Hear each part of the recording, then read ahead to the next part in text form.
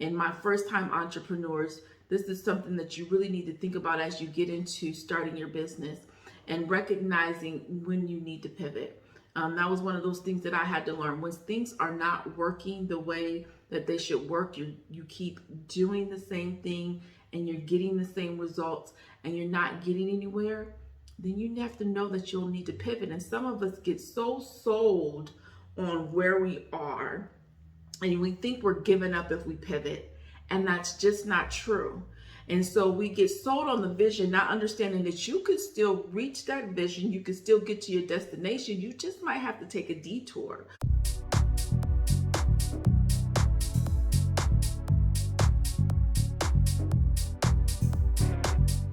Welcome to another episode of Becoming with Angelina Watkins, and I'm your host, Angelina, your queen of becoming, and I'm a coach that helps sophisticated professionals and first-time entrepreneurs become who they need to be so they can do what they're purposed to do, so they can create the life that they want to live. And on this podcast, that's what we're doing. We're helping you, and we're talking about everything from healing to prosperity to help you become who you need to be so you can win at love, life, and money. And so if this is your first time joining us, I welcome you to the show. Thank you for tuning in. Make sure that you hit that subscribe button so that you don't miss another episode, because I'm pretty sure you're going to enjoy it. And then as always, I like it when you participate. I like it when you talk to me. So let me know what you think of the show. Let me know what you think about the topics. Leave your comments below. Now, in this episode, we're going to continue on sharing some lessons learned with some professionals that I was able to interview. And as I asked them, what would your today self, what did you learn? Did you reach back and tell your 16-year-old self? And they shared some lessons learned that we're going to get into later today.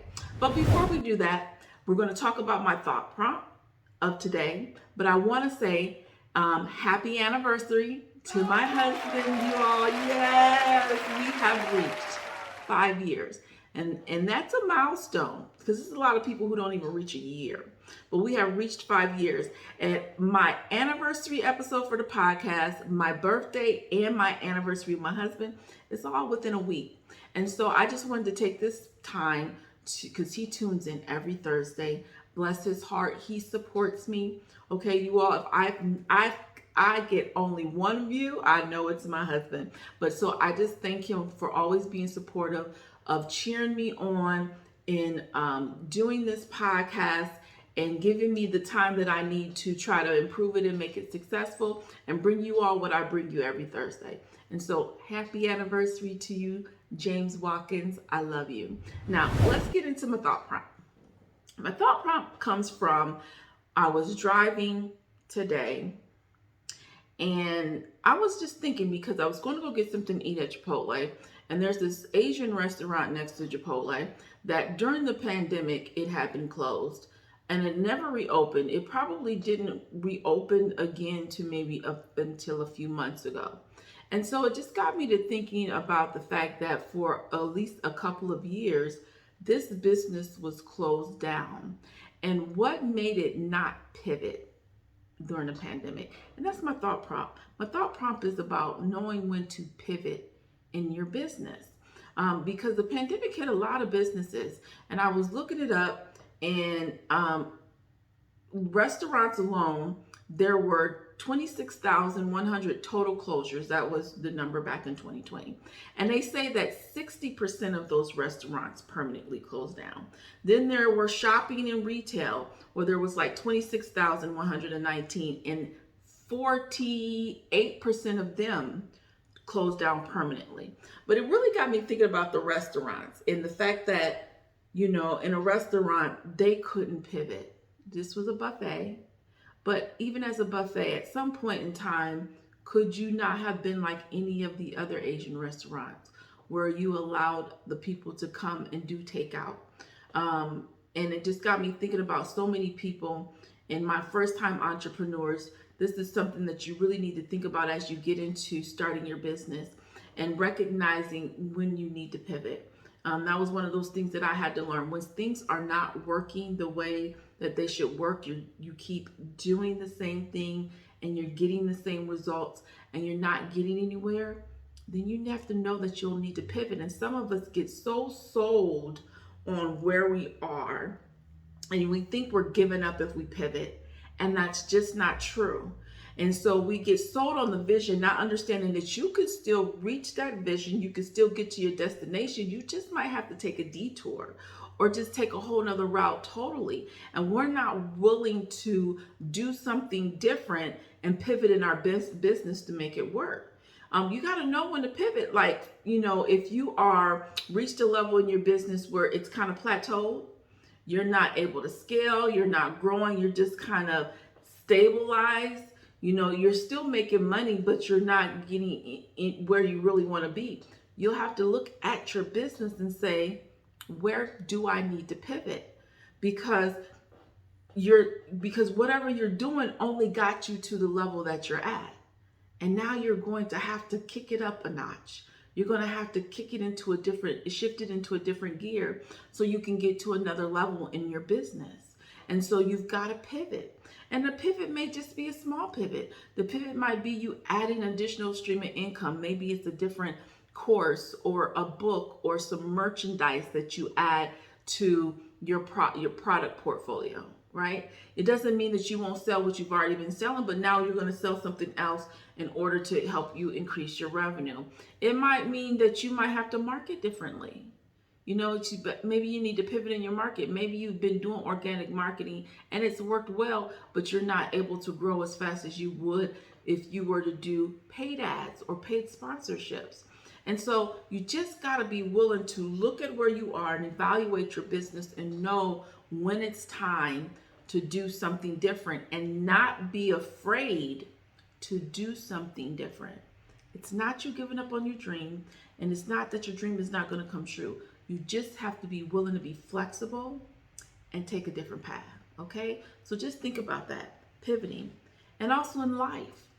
Sometimes in life, you got to learn how to pivot. We got to pivot in our business, but sometimes you got to pivot in life.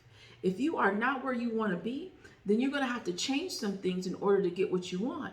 If you want that promotion, then you're going to have to pivot. You're going to have to pivot in the way you're maneuvering, the work that you're doing, your quality of work, building those relationships. You're going to have to do something different to get where you want to be.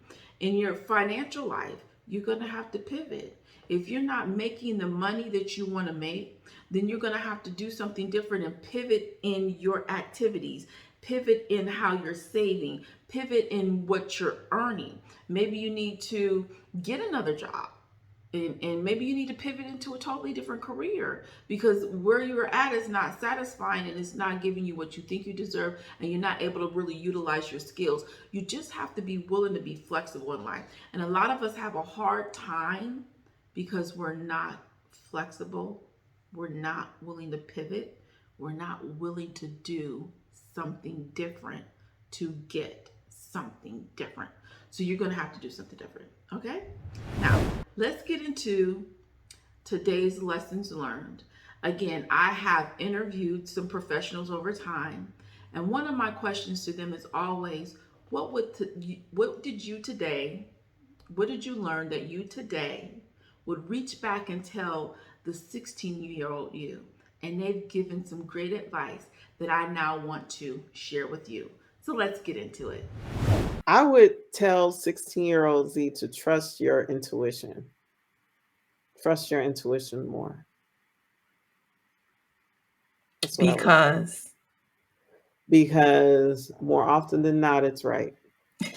And you'll be happy. And I have to agree. I have to agree with that. At 16. Mm-hmm. Okay, meathead, listen. Listen. And I say meathead because I was a jock. I played basketball and all of that. So just listen. Listen. Open your mind, open your heart, and listen. You don't know everything. Listen. I have to say that. I have to do that. I know the audio, they can't see me lifting my hands, but Yeah. We think we know everything. We do. That's good advice. Yeah. I would just really beg myself to listen. What did you not Hard-headed. listen to? What was you I didn't listen to hard-headed about? anything. Nothing. Nothing. I had several basketball scholarships. Didn't take one of them. If I had known where I was going to end up, I would have just taken one of them because it didn't matter. Majored in business and called it. I went and majored in engineering. As technology goes on and the technology kept changing, I couldn't keep up with it. I don't do any of that anymore. No electrical anything. But and my father, who didn't really talk too much, he was like, just take one of them basketball scholarships you got.